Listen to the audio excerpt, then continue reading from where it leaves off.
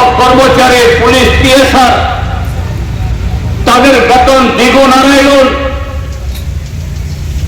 এই রাজ্যে প্রত্যেক জেলায় নতুন নতুন কলকারখানা, প্রত্যেক বিধানসভা কেন্দ্রে কলেজ, হাসপাতাল। এবার যাতে কেউ প্রশ্ন করতে না পারে, সবাইকে সন্তুষ্ট করো, সবাইকে ঘরে ঢুকিয়ে দাও, এই কাজটা করেছে।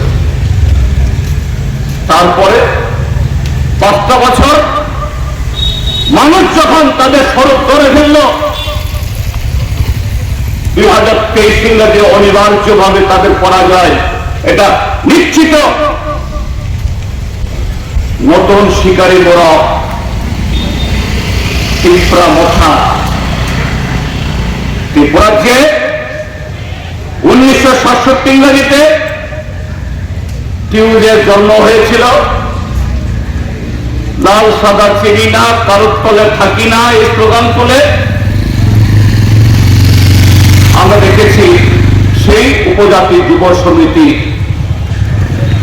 কার দালাল হিসেবে কাজ করেছে, কাকে ক্ষমতায় নিয়ে আসার জন্য কাজ করেছে, কার সাথে আঘাত করেছে।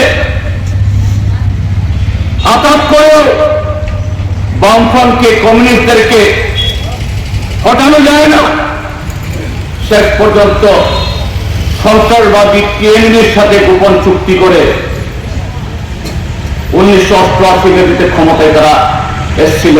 এই তখনকার এই যুগ, কাজে সেই পরিস্থিতি গেছে, সেই দিন গেছে। নতুন যুগ এসেছে, নতুন মানুষ এসেছে, মানুষের বোঝাপড়া নতুন হয়েছে। কাজে পুরনো স্লোগান, পুরনো দল, পুরনো মানুষ দিয়ে চলবে না। নতুন স্লোগান তুলতে হবে, নতুন পোশাক পরাতে হবে, নতুন টুপি পরাতে হবে, নতুন কথা শোনাতে হবে। সেখানে জন্ম হলো ত্রিপুরা কথা,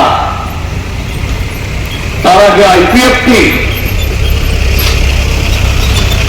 এবং এবারে নতুন স্লোগান কি? Tripura land, greater Tripura land.